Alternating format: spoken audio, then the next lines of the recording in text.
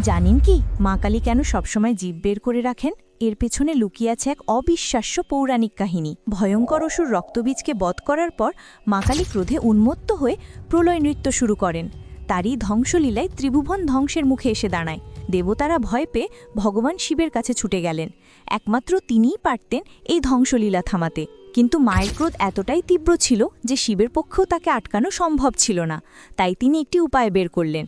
তিনি নিজে সেই রণক্ষেত্রে গিয়ে সমস্ত মৃতদেহের মধ্যে শবের মতো নিশ্চল হয়ে শুয়ে পড়লেন।